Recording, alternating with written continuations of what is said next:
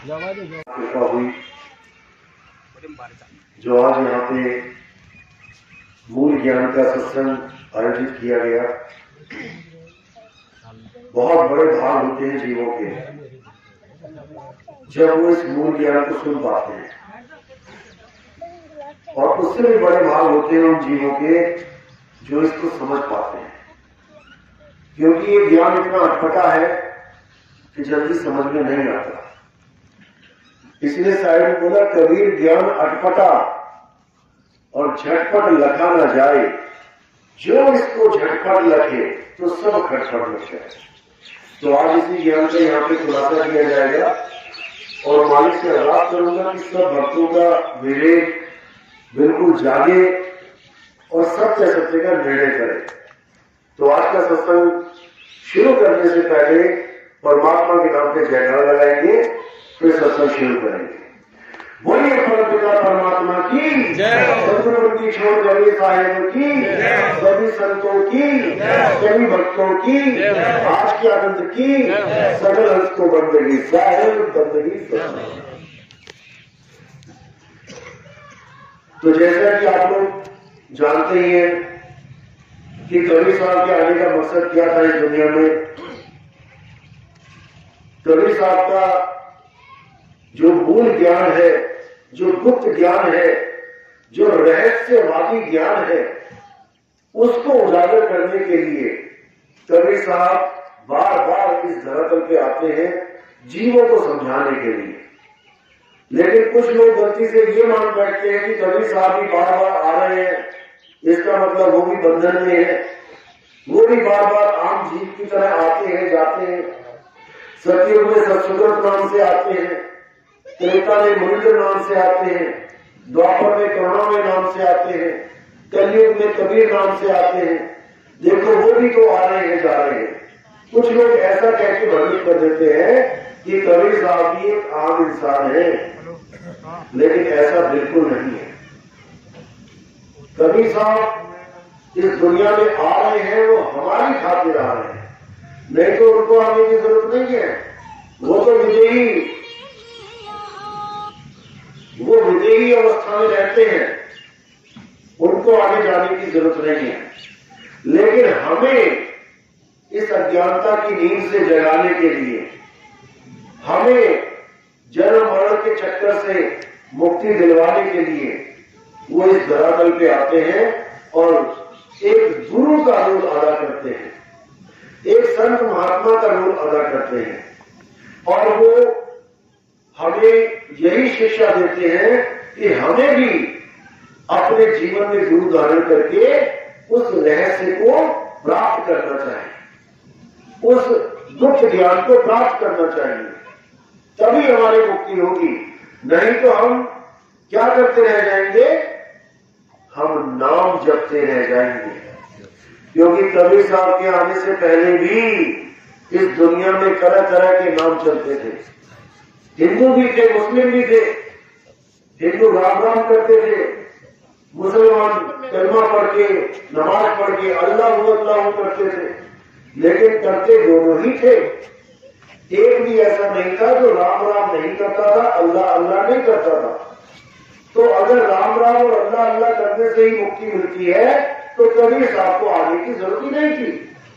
सब अपने राम राम और अपने अल्लाह अल्लाह में खुश थे, कबीर साहब को आने की क्या जरूरत पड़ रही थी।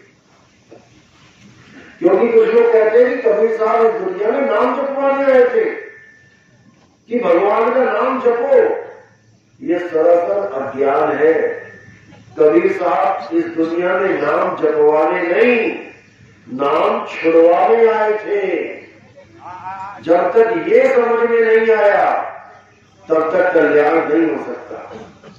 बाबा नानक भी इस दुनिया में नाम जपवाने नहीं आए थे, नाम छुड़वाने आए थे। जो नाम हम पकड़ के बैठे थे, क्या बोला नानक साहब ने, अरे राम राम करता जग फिरे, राम न पाया जाए। कि राम राम करने से राम नहीं मिलता भाई, राम को समझना पड़ता है कि राम है क्या। राम कोई केवल नाम नहीं है, राम एक तत्व है, राम एक वस्तु है, और वो वस्तु कहाँ है? वो हम सबकी आत्मा में रम रहा है। जो तिल माही तेल है, जो चकमक में आग, और तेरा साईं तुझ में है, जाग सके तो जाग। कस्तूरी कुंडल बसे मृग ढूंढे बनमाही, ऐसे रमता राम है ये दुनिया जाने नहीं। सारी दुनिया उसको राम मान बैठी है जो दशरथ के पुत्र दिखाई देते हैं, जबकि राम वो है जो दशरथ के पुत्र को भी चला रहा है, यानी राम जी के शरीर को भी जो चला रहा है वो है असली राम। और वो कौन है? वो आत्म राम है। एक तो काया राम है जो धनुष बाण लेके खड़ी है, और एक आत्म राम है जो धनुष बाण लेके खड़ी काया को लेके खड़ी है। इसको समझना पड़ेगा। जो धनुष बाण वाली काया राम है वो पानी में जलमग्न हो गई थी, शरीर पानी में छोड़ दिया था, जल गया। और जो आत्म राम है उसको ये पानी गला नहीं सकता, अग्नि जला नहीं सकती, वायु सुखा नहीं सकती, शस्त्र अस्त्र काट नहीं सकते। उस आत्म राम को जानना है। अगर वो आत्म राम समझ में आ गया तो समझो कि तुम्हें असली राम मिल गया, नहीं तो काया राम में ही उलझ के रह जाओगे। इसलिए कृष्ण जी ने अर्जुन को समझाया, हे अर्जुन, तू और मैं ये शरीर नहीं है, तू और मैं आत्मा है। और ये जितने राजा महाराजा दिखाई दे रहे हैं ये भी शरीर नहीं है। ऐसा कोई समय नहीं था, अध्याय दूसरा पढ़ो, ऐसा कोई समय नहीं था जब मैं, तू और ये राजा महाराजा नहीं थे, और ऐसा कोई समय नहीं आएगा भविष्य में जब मैं, तू और ये राजा महाराजा नहीं होंगे। यानी हम सदा सदा अटल रहते हैं, हमारा कभी जन्म और मृत्यु नहीं होती। जन्म और मृत्यु किसकी होती है? इस काया की होती है। शरीर पैदा होता है, शरीर मर जाता है, लेकिन हम तुम अजर अमर अविनाशी आत्मा है। हम और तुम कभी नहीं मरते, इसी को समझना है। तो हम और तुम शरीर नहीं है, हम और तुम आत्मा है। तो फिर ये शरीर कौन है? ये शरीर पांच तत्वों का पुतला है। हम और तुम पुतले नहीं है, हम और तुम तो इस पुतले को चलाने वाली आत्मा है। ये पुतला कैसा है? ये पांच तत्वों का पुतला आदमी और औरत जैसा है। शरीर आदमी और औरत जैसा है। किसी को आदमी बना दिया, किसी को औरत का शरीर पकड़ा दिया, यानी कपड़े हैं ये। किसी को आदमी के कपड़े पहना दिए, किसी को औरत के कपड़े पहना दिए। अब जिसने ये पहना है कपड़ा, वो खुद को भूल गया कि मैं क्या हूं। अब अपने आप को कपड़ा मान के बैठ गया कि मैं तो आदमी हूं, मैं तो औरत हूं। यही अज्ञान है। ये कपड़ा तो जीवात्मा ने पहने हैं, और जब ये कपड़ा पुराना हो जाता है, हे अर्जुन, ये आत्मा के कपड़े शरीर हैं। जब शरीर यानी कपड़ा जर्जर अवस्था में आ जाता है तो आत्मा इस शरीर को छोड़ के दूसरे कपड़े धारण कर देती है। जैसे मैंने किए, कैसे? सबसे पहले कौन सा कपड़ा धारण किया गया? मछली का, मत्स्य अवतार। विष्णु जी के 10 अवतार देखिए कौन कौन से हैं। पहला कपड़ा मत्स्य अवतार का किया गया, उस कपड़े को छोड़ दिया। अगला कपड़ा कछुए का पकड़ा, कछुए का कपड़ा पहना, पूर्व अवतार, जब समुद्र मंथन हो रहा था, उसको भी छोड़ दिया। तीसरा अवतार जंगली सुअर का पकड़ा, वराह अवतार, उसको भी छोड़ दिया। फिर नरसिंह अवतार पकड़ा, उसको भी छोड़ दिया। वामन अवतार पकड़ा, कृष्ण अवतार पकड़ा, राम अवतार पकड़ा, ये सारे शरीर पकड़े छोड़ दिए। अब कोई सोचे कि विष्णु जी मछली है, कोई नहीं सोचेगा। कोई ये सोचे कि विष्णु जी कछुआ है या विष्णु जी जंगली सुअर है, कोई नहीं सोचेगा। क्यों? क्योंकि सबके दिमाग में एक बात फिट हो चुकी है कि विष्णु जी आदमी है। वो आदमी कैसे दिखाई देते हैं, बस यही अज्ञान है। ना तो वो मछली है, ना वो कछुआ है, ना वो आदमी है। ये सब तो शरीर है। तो विष्णु जी है क्या? विष्णु जी एक आत्मा है, कृष्ण जी एक आत्मा है, राम जी एक आत्मा है, हनुमान जी एक आत्मा है। लेकिन हम आत्मा को तो ना जान के केवल शरीरों की पूजा में लग गए, इसलिए हमने दुनिया भर के मंदिर मस्जिद बना दिए। अगर हम आत्मा की पूजा में लग जाए, हे अर्जुन, इस दुनिया में पूजनीय केवल सत्य है और सत्य आत्मा है। आत्मा के अलावा सब झूठ है, सब नाश हो जाता है। ये धरती, आकाश, पाताल, हवा, पानी, ये सारे शरीर, ये मंदिर, मस्जिद, गुरुद्वारे, ये सब नाश हो जाएंगे, एक दिन टूट जाएंगे, क्योंकि इंसान ने बनाए हैं, टूट गए।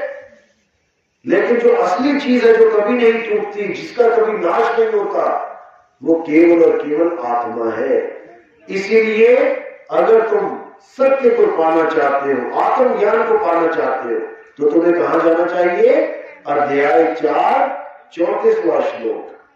हे अर्जुन, किसी ऐसे गुरु की शरण में जा जो तुझे तेरा ही ज्ञान करवा दे, जो तुझे तेरा ही बोध करवा दे, जो तुझे तेरी आत्मा का ज्ञान करवा दे। ऐसे गुरु की शरण में जा, ना कि उन गुरु की शरण में जाना है जो तुम्हें कोई नाम जपवाए, जंतर मंत्र में उलझाए, तीर्थ पूजा व्रत में उलझाए। नहीं, एक बार तत्व ज्ञान हो जाने पर, यानी एक बार आत्मज्ञान हो जाने पर, तुम कभी अज्ञान में नहीं पड़ते हो, तुम कभी अज्ञान में नहीं रहते हो, फिर तुम ज्ञान में आ जाते हो और तुम नित्य शाश्वत अजर अमर अविनाशी आत्मा के चिंतन में लग जाते हो।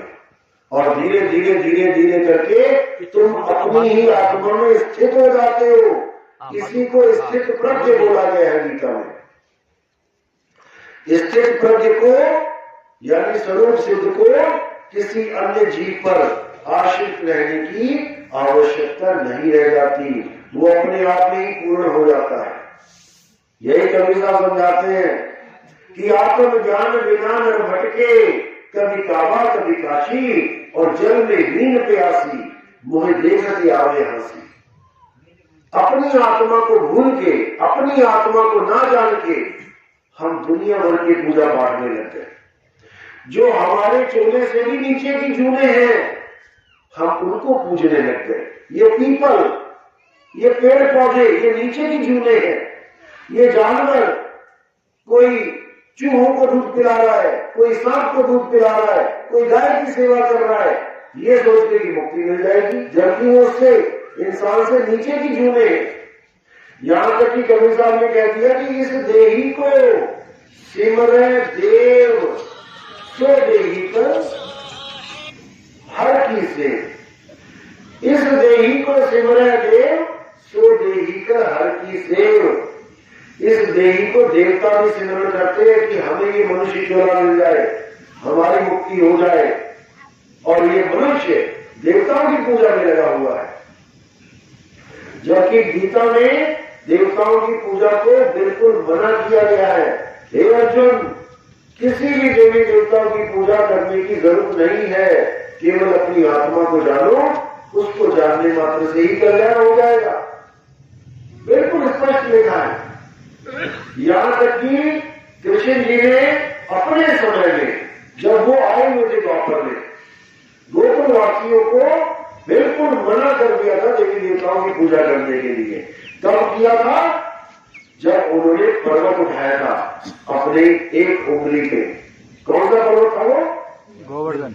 गोवर्धन पर्वत था। क्यों उठाया था वो? क्योंकि किसी के साथ झगड़ा चल रहा था कृष्ण जी का। किसके साथ चल रहा था? कौन सा राक्षस था? इंद्रदेव। कोई राक्षस नहीं था, देवताओं का राजा था इंद्रदेव।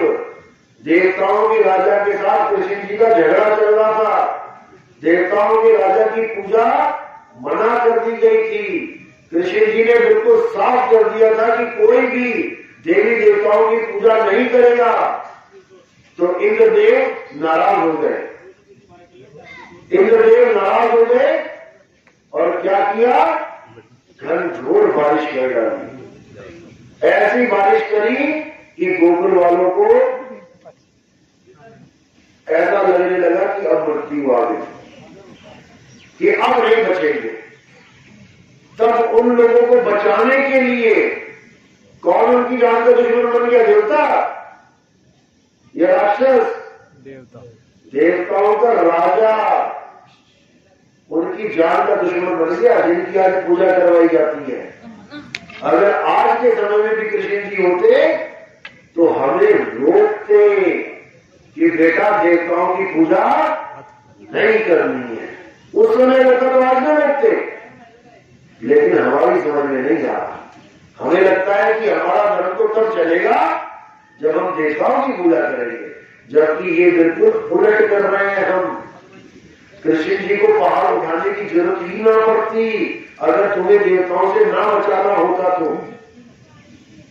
इसलिए ना देवताओं की पूजा करनी है, ना दैत्यों की पूजा करनी है। किसकी पूजा करनी है? आत्मदेव की। गुरु ग्रंथ साहब ने साफ लिखा है, आत्मदेव पूजिए गुर के पाए सुहाए। अगर किसी की पूजा करनी है तो केवल आत्मदेव की पूजा करो। लेकिन सबसे बड़ी दुविधा ये है कि बंदा सोच में पड़ जाता है कि देवी देवताओं की पूजा तो ठीक है, खाली घुमाई कर ली, अब ये आत्मदेव की पूजा कैसे होती है? क्योंकि आत्मा तो दिखाई नहीं देती, क्योंकि उसका कोई रूप रंग ही नहीं है। जैसे पंखे का रूप रंग है, दिखता है, लेकिन जो पंखे को चला रहा है करंट, उसका रूप रंग ही नहीं दिखाई देता, तो उसकी पूजा कैसे करें? इसीलिए गुरु धारण किया जाता है, नहीं तो गुरु धारण करने की जरूरत है ही नहीं। जो गुरु ने तुम्हें मंत्र दिए हैं उससे ज्यादा तुम लेके बैठे होगे। गुरु जी ने तुम्हें एक नाम दिया, राम जी राम राम करो, और तुम्हारे पास राम जी के 108 नाम होंगे, क्या पता, किताबों में लिखे होंगे।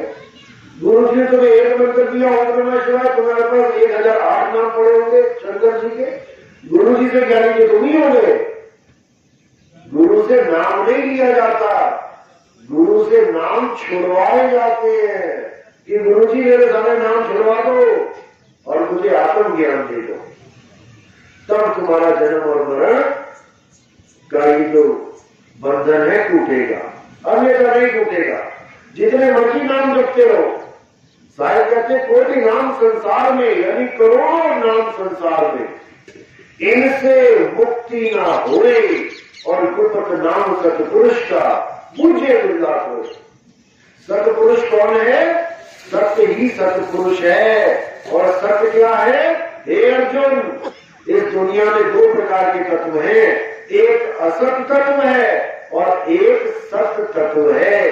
असत तत्व तो शरीरों को मानो और सत्य केवल और केवल एक आत्मा को मानो, केवल आत्मा को।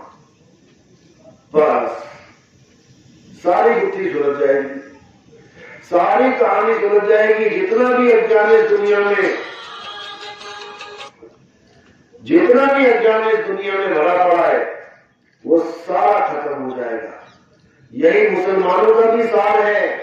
ऐसा नहीं कि ये ज्ञान केवल हिंदुओं के लिए है। इसी आत्मज्ञान को समझाने के लिए, इसी आत्मज्ञान को समझाने के लिए अल्लाह ने आदम अलैहिस्सलाम का सजदा करवाया सबसे, खुद होते हुए सबसे बड़ा, फिर भी अपनी बनाई हुई एक मिट्टी की मूर्ति, एक आदमी का, सब जिन्नों को, सब फरिश्तों को सजदा करवाया। करो सजदा इसको। क्यों? क्योंकि इसको आम आदमी मत समझ लेना कि ये केवल मिट्टी का पुतला है। इसमें जो आत्मा स्थित है उसको जानना है। वो मेरा ही रूप है, वो मेरा ही रूप है। अगर मुझे ढूंढना है तो आत्मा को सजदा करना, शरीरों को मत करना। इसीलिए मुसलमान किसी शरीर को सजदा नहीं करते, किसी भी शरीर को नहीं सजदा करते, लेकिन जितनी बार नमाज पढ़ते हैं 2 बार सजदा करते हैं। एक बार आदम अलैहिस्सलाम के नाम पे और एक बार अल्लाह के हुक्म के नाम पे। अल्लाह को हर मुसलमान यहां से लेके हर देश तक 2 बार सजदे करता है नमाज में, लेकिन समझ नहीं पा रहा कि मैं 2 बार क्यों कर रहा हूं। जिस दिन उसको समझाने वाला कोई गुरु मिल जाए, कामिल मुर्शिद मिल जाए, उस दिन हर मुसलमान की मुक्ति हो जाएगी। लेकिन जब तक वो इस ज्ञान को नहीं समझेगा कि खुदा रहता कहां है, खुदा को मान रहा है मुसलमान, लेकिन खुदा को जान नहीं रहा है, क्योंकि खुदा खुद में बसा है। जब तक खुद को नहीं जाना तब तक खुदा को नहीं पाओगे। नाम भी देखो कैसा रखा है, खुदा। खुद से ही बना है खुदा, क्योंकि वो खुदा हमसे जुदा है ही नहीं, बस हम उसको पहचान नहीं पा रहे हैं। इसीलिए कुरान में बोला गया कि जो रूह है वो कभी फना नहीं होती, वो कभी फना नहीं होती। तो फिर तो 2 अविनाशी हो गए, फिर तो अल्लाह अविनाशी हो गया, रूह भी अविनाशी हो गई, फिर तो 2 अविनाशी हो गए। लेकिन ऐसा नहीं है, उसी रूह में अल्लाह का वास है, लेकिन वो अपने आप को समझ नहीं पा रही है, इसलिए केवल नमाज़ें अदा कर रही है, बस मान रही है अल्लाह को कि हाँ अल्लाह तू सबसे बड़ा है, अल्लाह तू सबसे बड़ा है। लेकिन अल्लाह है कहां, मिलेगा कैसे, ये कोई नहीं समझ पा रहा। इन लोग को ये समझा दिया गया है कि कोई भी अल्लाह से बात नहीं कर सकता, कोई अल्लाह को देख नहीं सकता, जबकि इनके ही नबी अल्लाह से बात भी करते थे, अल्लाह को देखते भी थे। लेकिन इनको ऐसा समझा दिया गया है कि कोई अल्लाह से मिल ही नहीं सकता, इसलिए ये बेफिक्रे हो गए हैं कि अल्लाह से तो कोई मिल ही नहीं सकता, बात ही खत्म कर दी। ऐसा नहीं है। मूसा अलैहिस्सलाम अल्लाह से बातें करते थे पहाड़ पे चढ़ के, वो कैसे कर सकते हैं, हम क्यों नहीं कर सकते? क्योंकि हमें कामिल मुर्शिद नहीं मिला है, हमें वो अल्लाह का भेद बताने वाला नहीं मिला, इसलिए हम केवल सजदा कर रहे हैं, हम उसकी इबादत कर रहे हैं, लेकिन उसको प्राप्त नहीं कर पा रहे। लेकिन जब तक जीते जी हमने उसको नहीं जान लिया, उसको प्राप्त नहीं किया, हमारे सजदे का कोई मतलब नहीं रह जाता।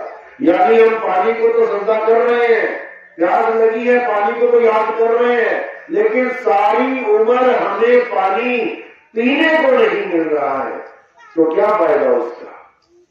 यही कबीर साहब ने समझाया कि तुम केवल नाम जपते जा रहे हो, जपते जा रहे हो, जपते जा रहे हो, सारी उम्र भी इतने नाम जपते, लेकिन वो चीज नहीं मिली। इसीलिए मना किया, नाम है जप में, नाम है तप में, ना एकांत निवास में, वो को कहा ढूंढे बंदे, मैं तो तेरे पास में। जब वो मेरे पास में है तो फिर मुझे मिल क्यों नहीं रहा? जबकि अल्लाह के लिए भी ये बोला गया, अल्लाह जर्रे जर्रे में है। जब जर्रे जर्रे में है तो क्यों अनुभूति नहीं हो पा रही उसकी? क्योंकि मैं गलत जगह ढूंढ रहा हूं। जर्रे जर्रे को मैंने कुछ और ही समझ लिया है, घट घट को मैंने कुछ और ही समझ लिया है।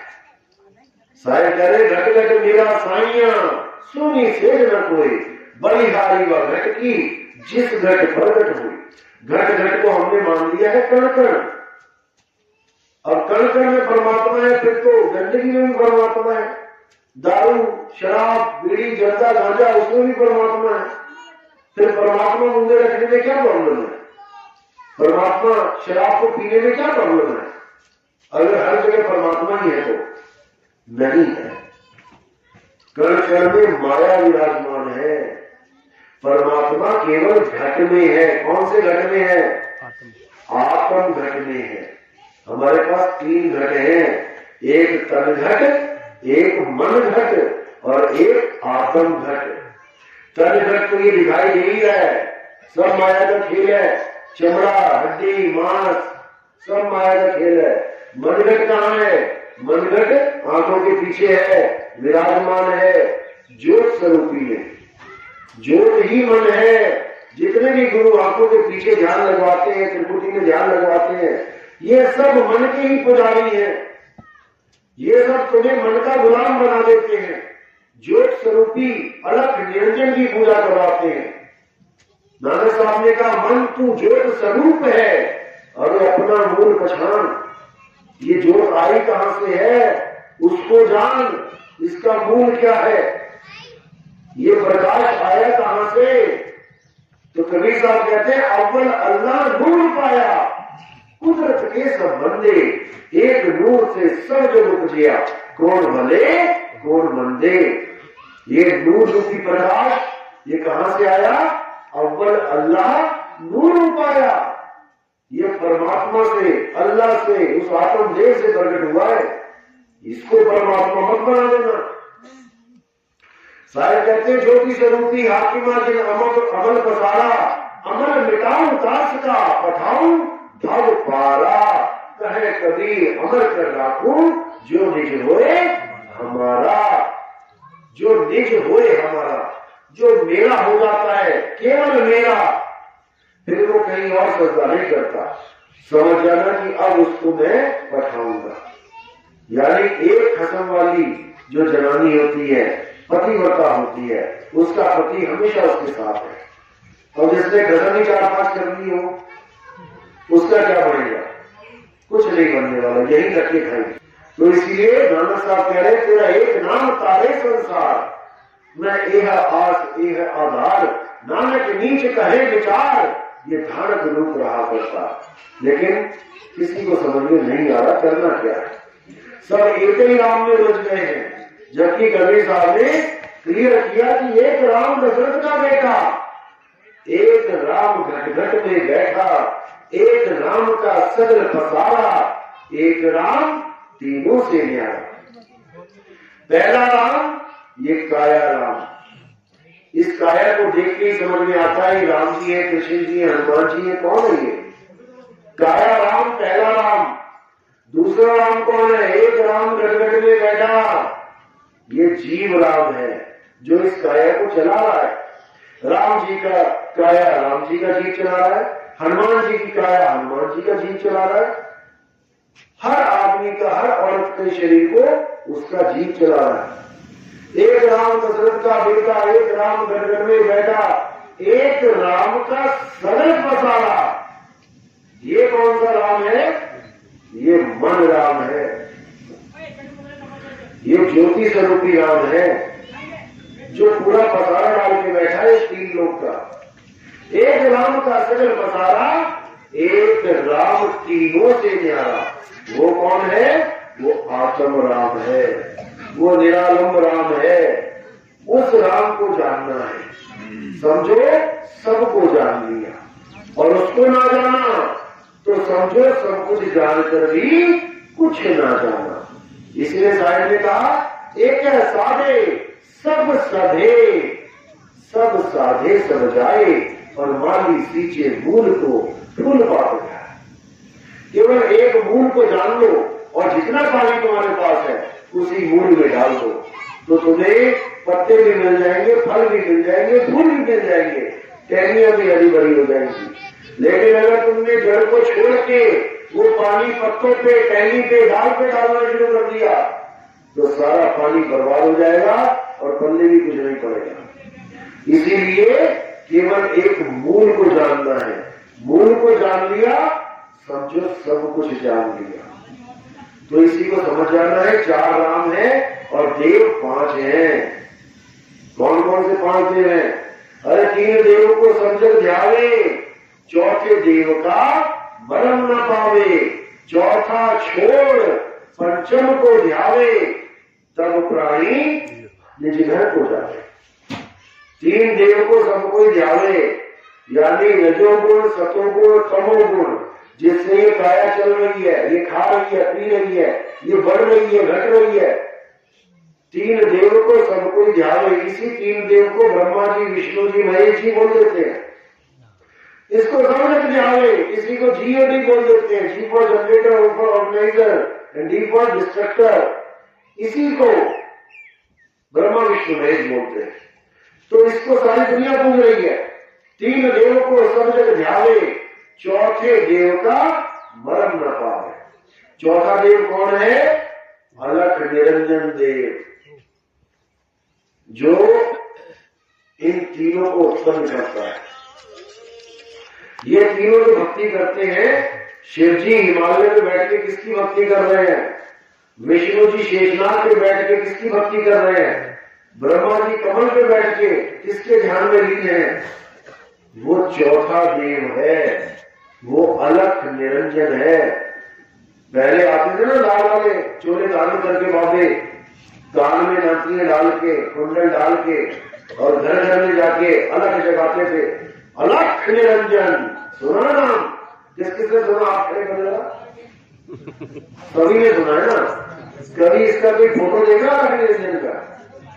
अगर आप अपने शहर की दुकान में जाओगे, जो धार्मिक किताबें बेचते हैं, कैलेंडर बेचते हैं, उनको बस इतना कह देना, भैया अलग निरंजन का कैलेंडर दे दो। वो भी सोच में पड़ जाएगा क्या मांग लिया भाई ने। वो दे नहीं सकता, क्योंकि उसका कोई कैलेंडर है ही नहीं। वो निराकार है। अलग निरंजन निराकार है, उसका कोई आकार नहीं है, उसका कोई कैलेंडर नहीं है, उसकी कोई फोटो नहीं है, लेकिन वो फिर भी है और सबके साथ है और सबके पास भी है। और आप दिन भर जो भी काम करते हो उसी के कहे पे करते हो। अगर आप चाय भी पियोगे ना, तो वो कहेगा कि चाय पीनी है, तो तुम कहोगे भैया चाय ले आओ, और साथ में बोलोगे भी मेरा मन कर रहा है चाय पी लेते हैं। ये जो मेरा मन कर रहा है ना, ये मन है कौन? जो कुछ ना कुछ कर ही रहा है। मेरा मन कर रहा है घुमाते हैं, मेरा मन करता है टहलाते हैं, मेरा मन कर रहा है सो जाते हैं, मेरा मन कर रहा है टीवी देख लेते हैं, मेरा मन कर रहा है मोबाइल चला लेते हैं। ये जो मन है, यही अलख निरंजन है। और ये किसका पति है?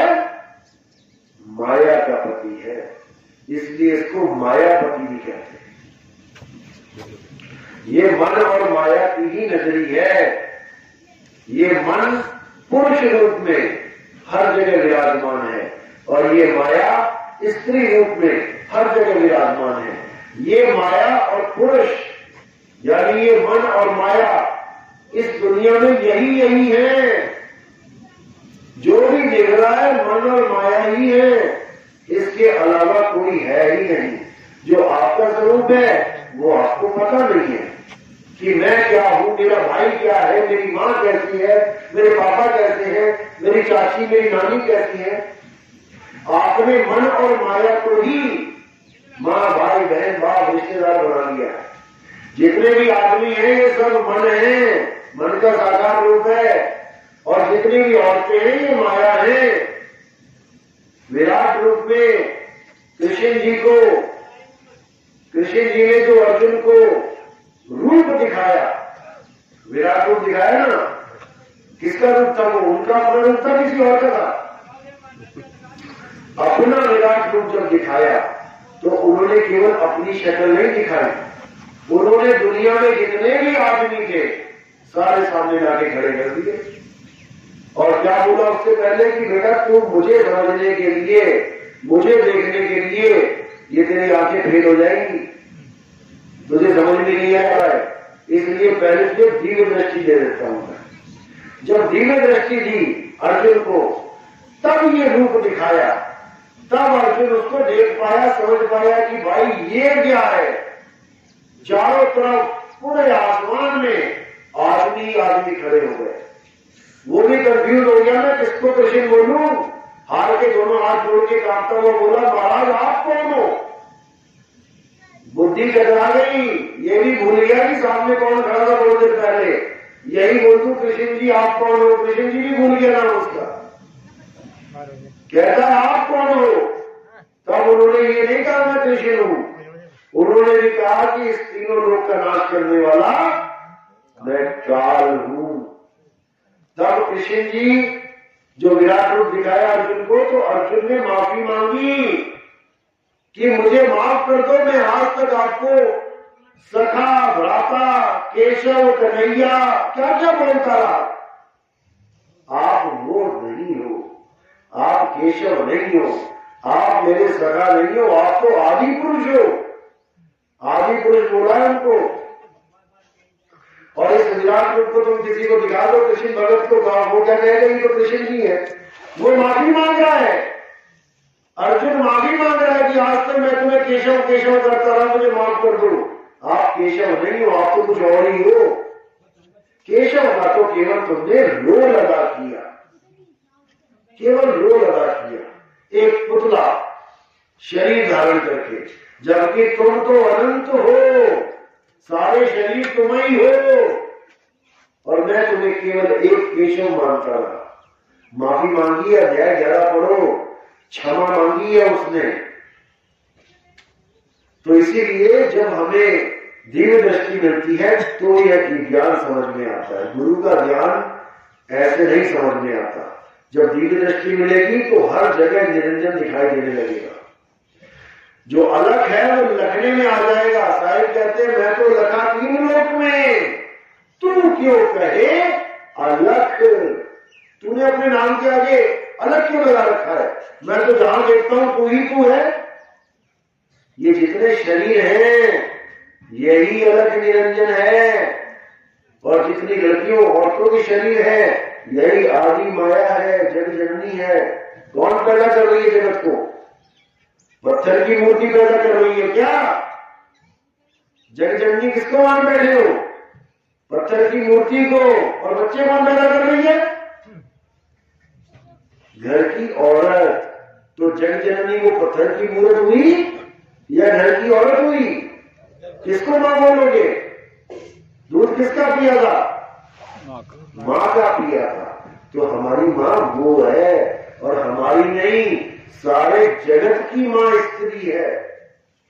पत्थर को मां मत मान लेना। तो इसीलिए जो मूल ज्ञान है, जो दिव्य ज्ञान है, उसको समझने के लिए दिव्य दृष्टि और दिव्य विवेक, दिव्य बुद्धि, ये दोनों ही चाहिए, नहीं तो जल्दी समझ में नहीं आता। इसलिए साहिब ने बोला कि इस निरंजन से बचना है तो मेरे शब्द को जान लो।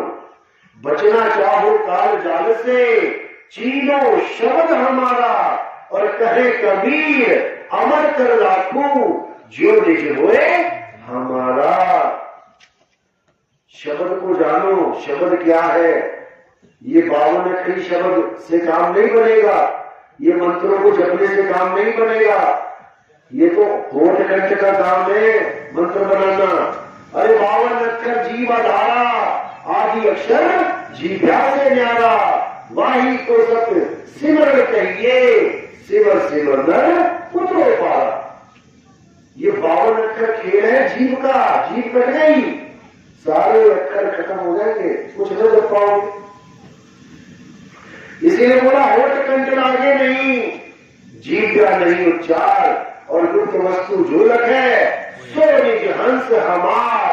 उस गुप्त वस्तु को लखो जो तुम्हारे पास है। अरे वस्तु कहीं ढूंढे कहीं, कैसे लागे हाथ। और गुप्त वस्तु कब मिले, भेदी लीजिए साथ। और भेदी लीना साथ में दीनी वस्तु रखाए। और कोटि जन्म का बंध था, पल में पहुंचा जाए।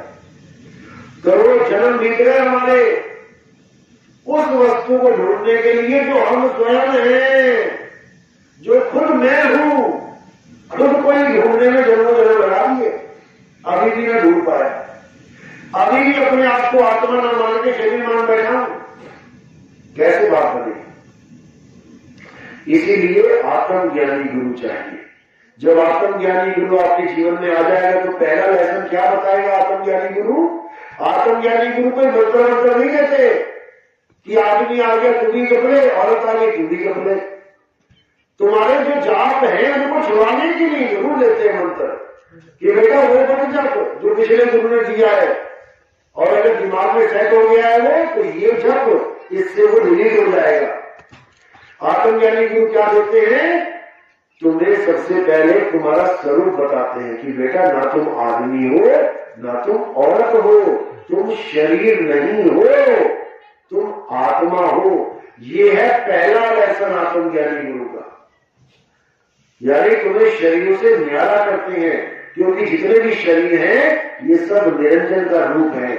देव निरंजन सकल शरीरा तामे ब्रह्म ब्रह्म रहे कबीरा। इस कबीरा रूपी अज्ञानी जीव को परमात्मा बना देना है। कोटि को ब्रह्मा भये और कोटि भये ईश, साहिब तेरी बंदगी से जीव हो जगदीश। ऐसी भक्ति मिलेगी कि परमात्मा ढूंढना नहीं पड़ेगा, कि परमात्मा को ढूंढोगे तो वही परमात्मा हो जाओगे। रांझा रांझा कर दी मैं आप ही रांझा हुई, आप ही रांझा हुई मैनू हीर ना आपको कोई। अब मैं हीर नहीं रही, अब मैं पीर हो जाऊंगी, अब मैं हीर नहीं रहूंगी। गंगा नदी समुद्र में गिरती है तो गंगा नहीं रहती, उसके बाद वो समंदर ही हो जाती है। इसी को समझना है। जब तक परमात्मा को ढूंढोगे नहीं मिलेगा, जब खुद को ढूंढोगे तब मिलेगा। इसीलिए बोला साहब ने, आत्म में परमात्म दर्शे, आत्मा में ही परमात्मा का दर्शन होगा। अरे आत्म में परमात्म दर्शे, परमात्म में झाई और झाई में परछाई दर्शे, लखे कबीरा साहब। कबीर साहब तुम्हें तुम्हारी आत्मा का ज्ञान देते हैं। तुम्हारी आत्मा ही सार शब्द है। जो शुद्ध चैतन्य स्वरूप आत्मा है वही सार शब्द है। और ये जो जीव आत्मा है ये उसका सिमरण करेगी, अपने सत्य स्वरूप का सिमरण करेगी, तब जाकर ये अपने आप को जान पाएगी। नहीं तो इसका कुछ होने वाला नहीं है। तो कहते हैं एको सिमरो नानका जो जल जल रहा समाये, और वाही को क्यों सिमरिए जो जन्मे थे मर जाए। उसको क्या सिमरण कर रहे हो? जो पैदा हो गया और मर जाएगा। उसको सिमरो जो आदि अनादि सच है, आदि सच अनादि सच है भी सच, नानक होसी भी सच। उस सत्य को जानो तब समझो कि काम बनेगा। नहीं तो ऐसे ही जन्म मरण में धक्के खाते अपना जन्म बर्बाद करके चले जाएंगे। तो इसीलिए हमें पूजना तो राम को ही है, लेकिन राम और राम में भेद जान लेना है।